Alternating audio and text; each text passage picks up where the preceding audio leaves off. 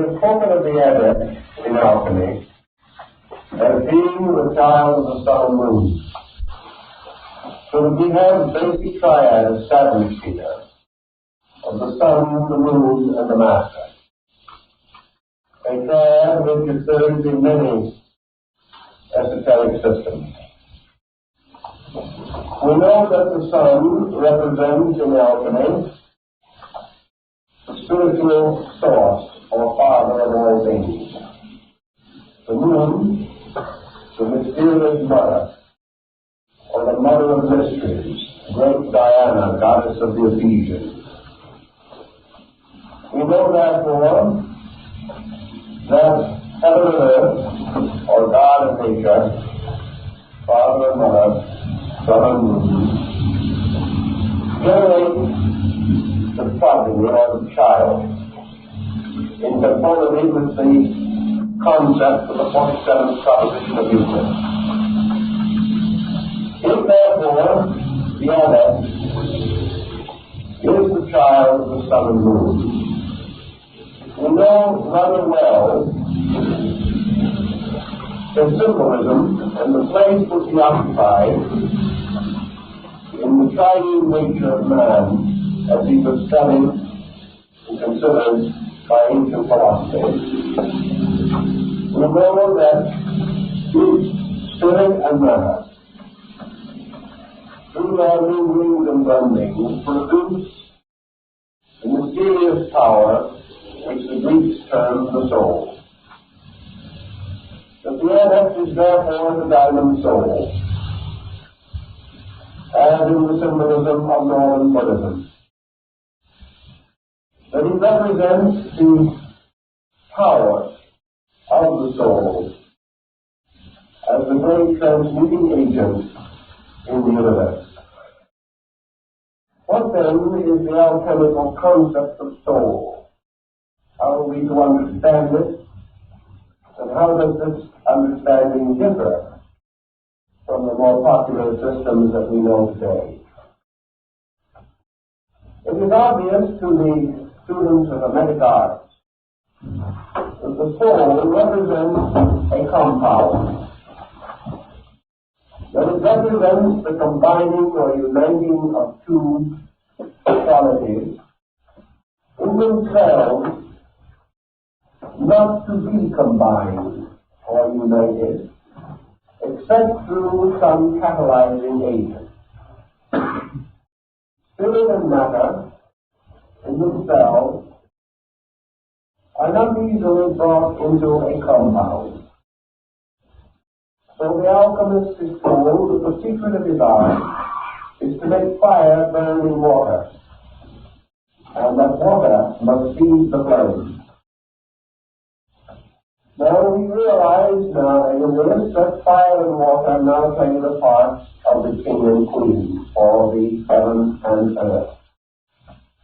And that fire must be sustained by water, yet in our common experience, water extinguishes fire. So we are dealing not with the crude and rude elements that we know, but with certain mystical symbols, allegories based in chemistry, but extending far beyond our normal chemical speculations. The soul, being a compound, is combining two forces, or two principles, or two qualities. It represents a union of archetype and matter to produce what we call form. Therefore, within the pattern of soul lies the concept of the world form. For form must always be a compound. Form contains a compound of life and matter. It is life brought into organization through matter. It is life implanting itself or impressing itself as what Derby calls the signatura rerum upon the face of matter. Wherever life builds its forms and bodies, we have this formal principle. Bodies composed of matter bound together by life, and form is an ensouled matter. It is the compound of life and substance. Thus the soul has a dual nature, part of its nature representing an extension downward from the sphere of life or consciousness, and part of its nature being an extension upward from the world of bodies, from the world of matter. Thus in the great apocryphal book of Enoch, we hear the story of the sons of heaven descending to the daughters of men and taking them for wives, and the progeny were giants, and there were giants upon the earth in those days. Now the sons of God and the daughters of men are again spirits and bodies. The union of the principle of life brought into identity with the principle of matter, and these two combining to create organizations, organisms, compound creatures. And of this compounding, the most basic, according to the Greek, was this compound which is called the soul. Either the world soul, which is the compound of heaven and earth, or the human soul, which is the compound of consciousness and matter. In alchemy, therefore, the soul becomes the great laboratory within which the experimentation takes place.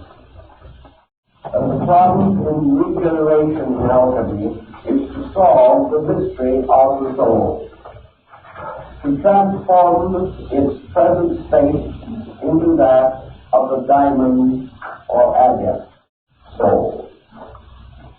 The soul we recognize as containing within it two essential elements. One, the emotional or psychic nature, the other, the mental or rational nature.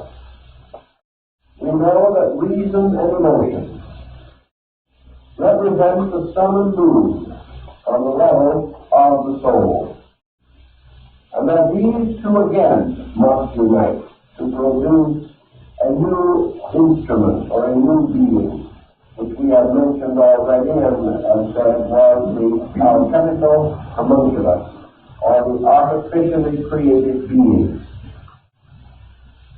We have also learned that in the development of the nature of soul in alchemy, the soul becomes the instrument of function upon a level of being which is infinitely more subtle and refined than that of our objective life.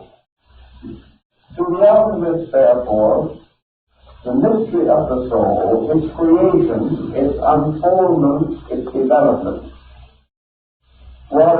this mystery was carefully concealed under a series of chemical formulas.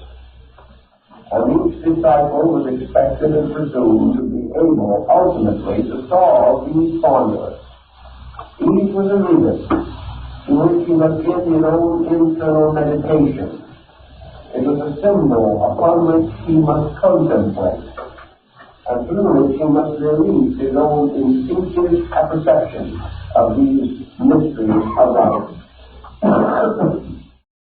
Then let us try to analyze the processes creating the soul, and why man, peculiarly endowed with this instrument, has a destiny unique among the created things of the earth and of nature. To understand this, we must borrow something from the later Egyptian religion, that phase of it which developed under the Greek pharaohs of Egypt, the Ptolemies, where the mysteries and rituals of the earlier religion were brought under certain philosophical disciplines from Greece, and thereby made more intelligible to us. In the Egyptian mystery, the soul was a septenary structure consisting of 7 essential internal ingredients. These in themselves the Egyptians called the 7 souls. And to each of these souls was given one of the great psychic behavior problems of human experience and consciousness. Man's soul was born within. When he had what might be termed his milk soul or his infant soul, it had one duty to perform. Later, this soul gave way to a second. More correctly, the soul itself unfolded and became a second kind of soul, which had to do with the extension and expansion of his body and the principle of growth, the unfoldment from within himself, the extension of his vital nervous system throughout the fabric of his body, the gradual control of body by the power within it. Later, this gave way to the third soul, which was the generative soul, which, taking hold at puberty or adolescence, began the process of setting into motion the great reproductive power of soul energy. And so it proceeded, step by step, through these and other forms until it finally came to the adept soul, or the highest part of man's psychical life. And this soul also, having absorbed the other six, became the sovereign and complete ruler over the individual. And if this soul was perfected during life, this individual then had a consciousness after death and received a conscious place in immortality. This then was not the soul that finished and must die, but the soul that could go on to the abode of the gods in the blessed land of Amenta. So the soul of man was something he had to earn, something he had to create or build by his own activity. And this soul manifested to him through the unfoldment of his own inner life. The maturing of his soul was his great work. And having reached the maturity of the body, growth must go on.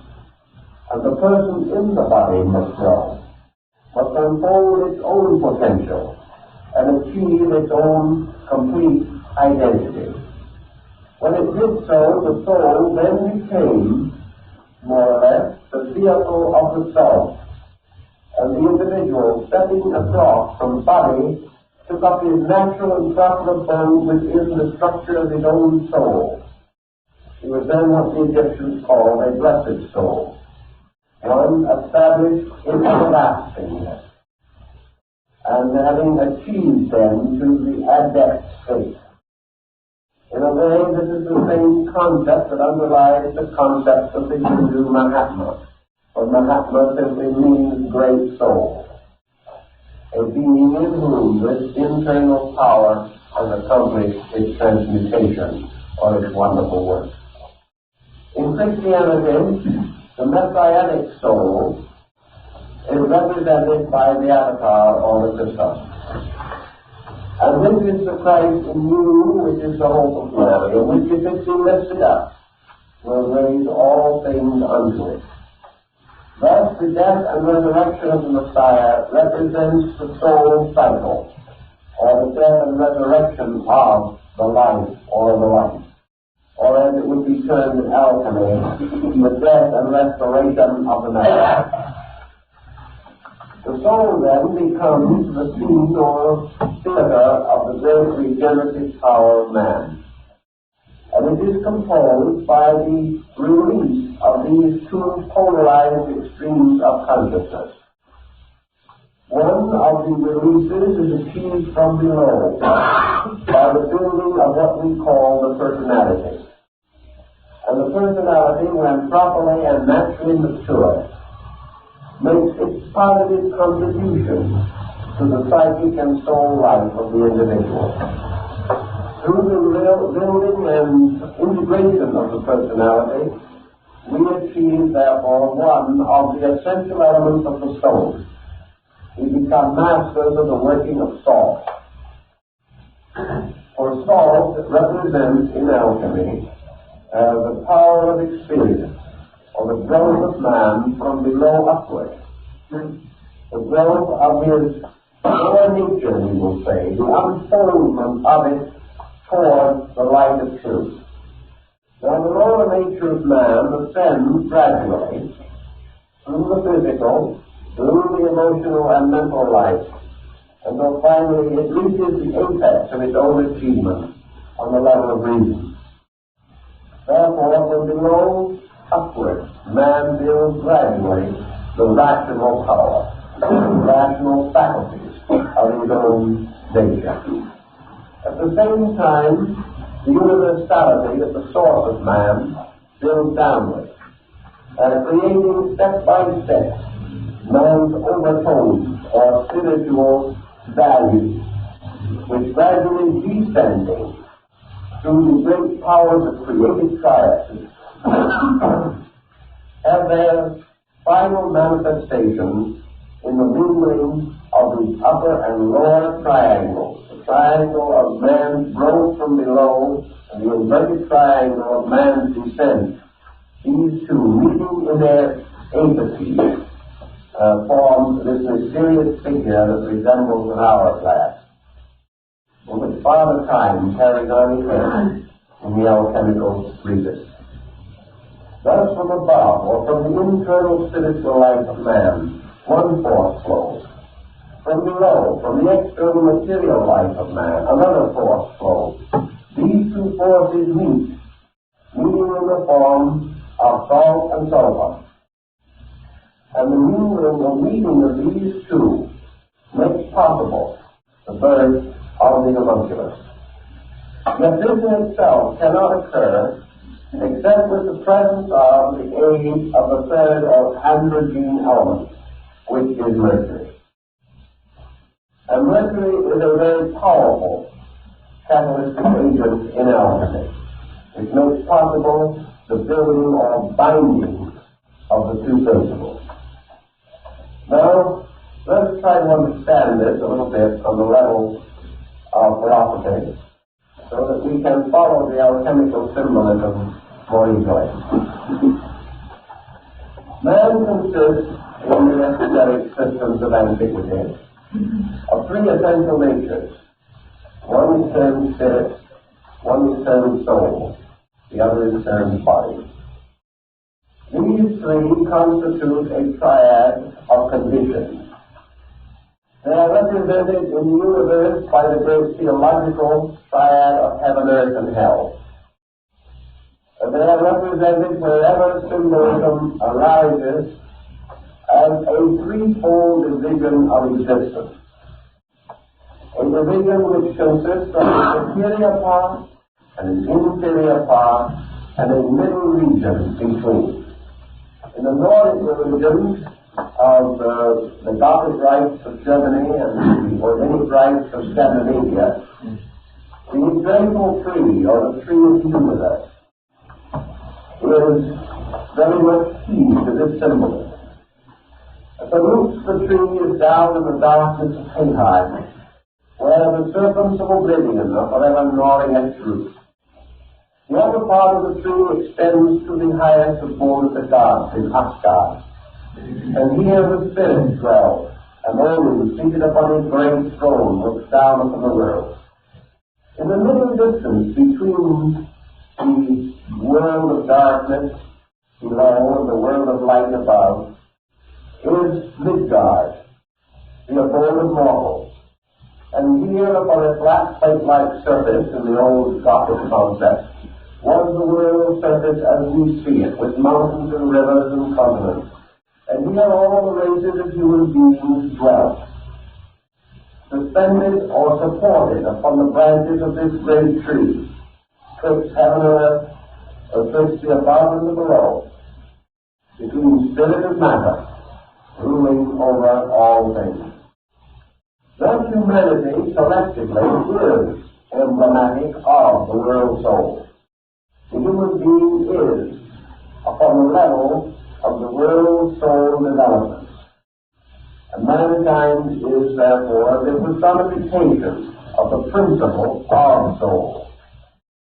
He is composed, therefore, of an animal animal nature which is less than soul, and of a divine nature that is more than soul.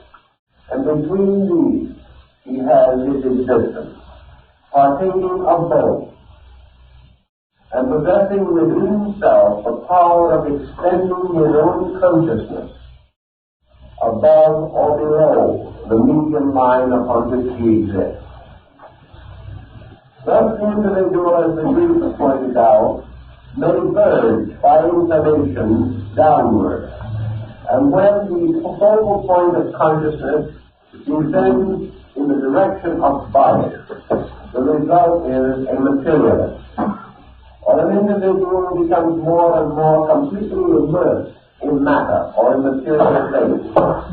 He was like Narcissus, who, seeing his own reflection in the pool, hastens to embrace his likeness, and falling into the pool is drowned.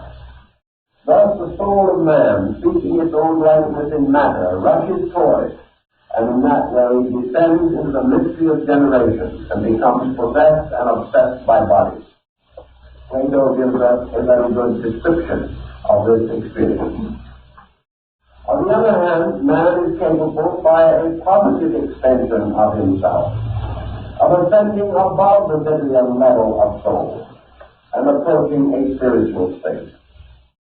He thereby, through his aspirations, through the unfoldment of his own spiritual nature, becomes an idealist rather than a materialist. And by his ideals, he verges toward reality. Yet man, if he descends, may not remain constantly upon this lower level, because he is superior to it, and must inevitably drift back to his true place.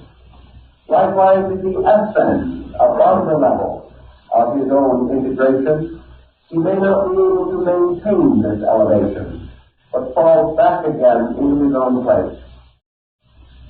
But man has a certain aura, a certain field of extension, either upward or downward, by which he can actually experience something of the divine and something of the base, something that is better than he is, something that is worse than he is. So he occupies this middle distance and is the actual embodiment of the power of soul itself.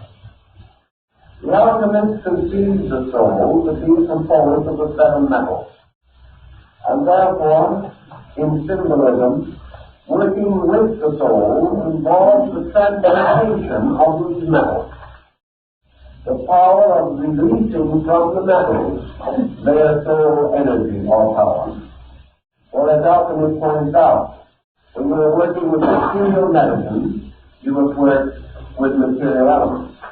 But when you are seeking to remedy the sickness of the soul, you must work not with the bodies of the minerals and metals, but with their souls, or the energies which are locked within them.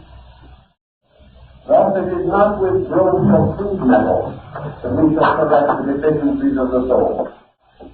We must therefore have a special and refined metal, which we have passed through certain regeneration.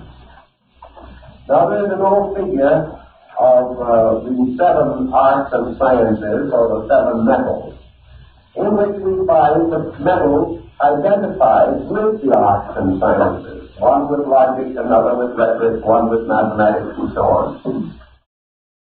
We then come to the realization that the seven liberal arts and sciences contain within themselves the keys to the transformation of the soul.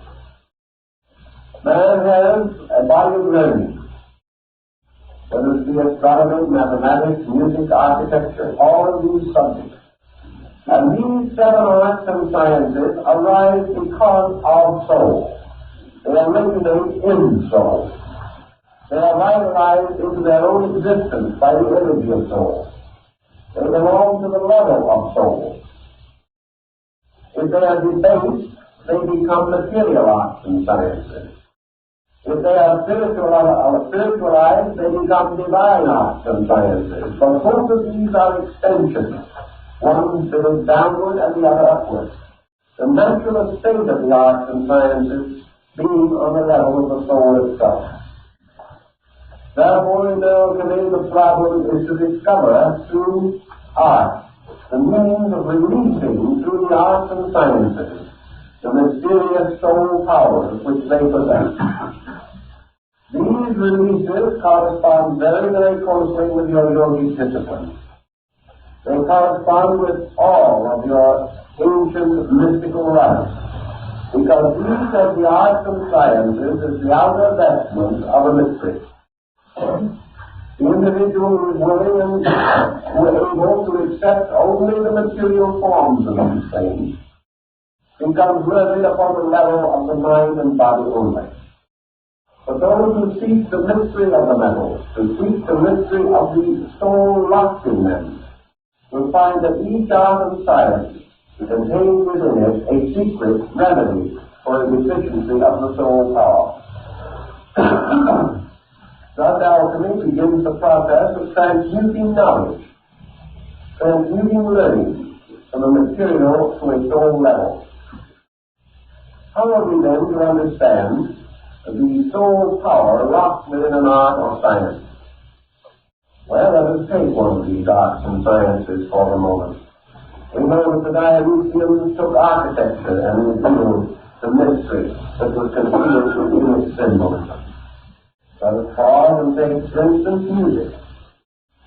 To see what music means, because it belongs to the mystery of the soul. Music is a soul art. It is an art which is capable of revealing to man more of the constitution of his own psychic nature.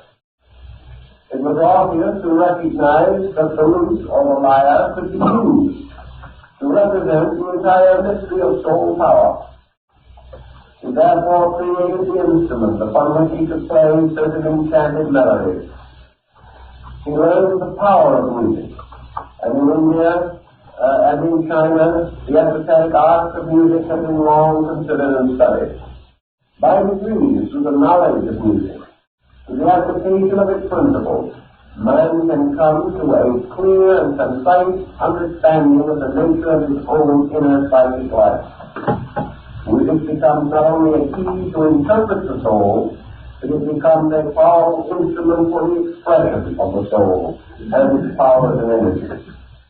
Thus, each of the arts and sciences becomes one of the dimensions of the soul's release project, and in turn gives man one of the facets or keys to his own understanding of soul life. Man being naturally a soul, living upon the level of soul, it means that he is suspended in his own existence between the spiritual and material extremes. And therefore he must advance upon this narrow path which divides him from the universe of causes above and the universe of effects below. He straddles these like the Colossus of Rhodes, or like the ancient man of the Kabbalah, with one foot upon the earth and the other upon the sea. And wherever the alchemical symbolism arises, we see the repetition of these figures.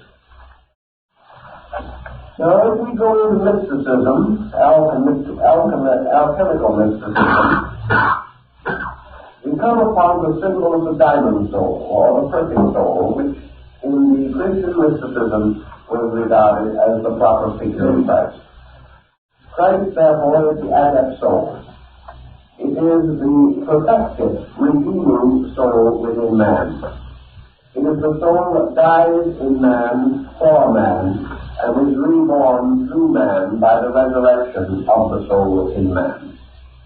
Then he says the soul in man is planted like a seed, and that all things in nature possess within them the seeds of soul, and that these seeds of the soul power can be caused to grow, and by the fertilizing of these seeds and their growth, and the constant tending of them by the wise gardener, old Cronus, that these souls will grow and will bear their fruit, and this fruit will be for the healing of the nations and for all that suffers.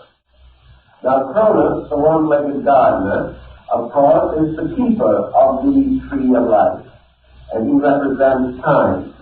and he is time which makes all things come to their natural growth and harvest. Therefore all things that are ordained are perfected by time and are under the guardianship of time, and are fulfilled in time. A man's soul, which has an origin in time, is peculiarly under the domination of this dimension of symbolism. We know psychologically what we mean by the soul. We know from the standpoint of Freudian analysis or Jungian analysis that we regard the soul as a kind of internal person. Ancient saw it more than that, very much more. Although they would not refute much of what has been done since. They would demand that the whole thought be extended very much further. Let us then try to understand, without going into too many side issues, something of the situation with which we are primarily concerned at the moment. Let us say that we will first analyze the principles of sulfur, salt, and mercury. Sulfur, we now know to be the sun, which is the farther light. The sun is universal being, universal reality, universal light. The sun also is the seat or ground of cosmic consciousness. It is the cause and source of reality. It is reality. It is being. It is actuality. It is universal existence, forever existing, and forever full of life, forever germinal or seminal, filled with seed, forever bestowing itself. On the level of man's experience, this he terms his spiritual nature. And he conceives of a spiritual entity, nourished and sustained by this spiritual life of the universe. And he therefore accepts the king both as spirit and as God, and makes the king the administrator of all the laws, principles of nature, and the source of all concepts of divinity, the one, the beautiful, and the good. This being is total and complete light. Light not of the physical world, but of the inner world. The light of the fullness of spiritual grace in all matters. This is then sulfur, which is the fire which sustains itself forever, and is the principle of fire in all things. This is the source of the fire of aspiration. This is the source of the ever-burning lamp and the altar fire that never fails. It is the symbol of the spiritual identity, the spiritual interior of everything that exists. Salt, we have to remember, is associated with the tragedy of Lot's wife, who turned back and was turned into a pillar of salt. Salt is the symbol of crystallization. Salt then tells us the story of body. It tells us the story of matter. It tells us that the extreme polar opposite of absolute life is relative privation of life. Because the alchemists did not believe that there could be a place anywhere which was totally devoid of life. Thus, the greater degree of life is sulfur, and the least conceivable degree of life is salt. He turns it on the moral plane, where the philosopher of old said that evil is the least degree of good. Therefore, salt is the least degree of sulfur. The salt must contain salt, because in this universe there is no part of it in which reality does not have an existence. But in sulfur we have the total expression of reality, and in salt we have the failure, the total failure of expression of reality. as the alchemist says, sulfur sleeps in the salt. It dies in the salt. The universal consciousness dies in matter. It is obliterated by the fact of matter. It lurks within matter. For what is matter finally but infinite life expressing through certain qualities, through certain attributes. Yet this life we do not comprehend as life, but regard as the antithesis of life. Therefore, spirit and its antithesis are sulfur and salt. Now in the beginning, according to the opening chapters of Genesis, God created the heavens and the earth. He caused to emerge from his own nature the two great principles, the king and queen, the sulfur and salt. And the salt, or the abyss, was without shape and void. And this power which was creating divided the firmament and placed part of the firmament above and part below. And he divided the deep from the deep. And in this process of causing this division to occur, we can use another very